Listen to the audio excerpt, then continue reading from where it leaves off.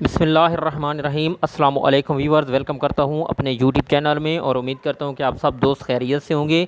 तो दोस्तों, आज को मैं जो वीडियो आपको पेश करने जा रहा हूं वो एक बहुत ही अहम और ज़बरदस्त वीडियो है। जैसा कि आपको पता है कि आजकल आलू बुखारे का सीज़न है और मैं आपको इस वीडियो में आलू बुखारे के इस्तेमालात, उसका शरबत के इस्तेमालात और ये कौन सी बीमारियों में इस्तेमाल किया जाता है और ये आपको कौन से मिनरल विटामिन प्रोवाइड करेगा, तो आज इस पर बात करता हूँ दोस्तों।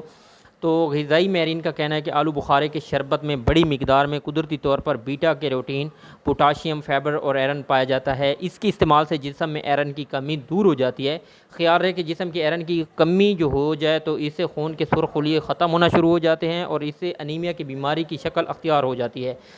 तो ज़ैक़े और लज़्ज़त से माला माल आलू बुखारा कुदरती तौर पर एक अनमोल तोहफ़ा है।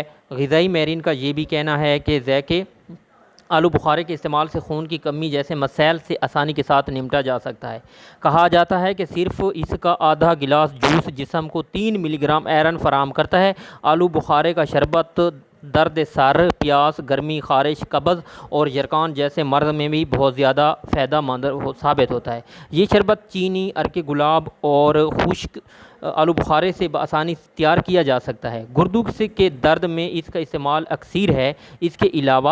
इसके अलावा दोस्तों, मैंने आपको बताना है कि काय और गले के वर्म हो तो इस सूरत में इसकी 1 तोला मिकदार गर्म करके इस्तेमाल करनी चाहिए।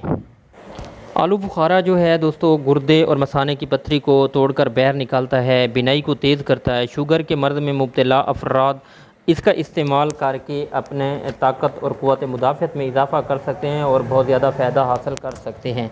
आलू बुखारा जिगर का बुखार नहीं होने देता क्योंकि इसे एंटीऑक्सीडेंट बूस्टर भी कहा जाता है। रात भर भिगोकर अली सुबह इस्तेमाल करने से इसके बहुत बड़े फ़ायदे मिलते हैं। तो दोस्तों, दुआ करता उम्मीद करता हूँ कि आपको मेरी वीडियो अच्छी लगी होगी।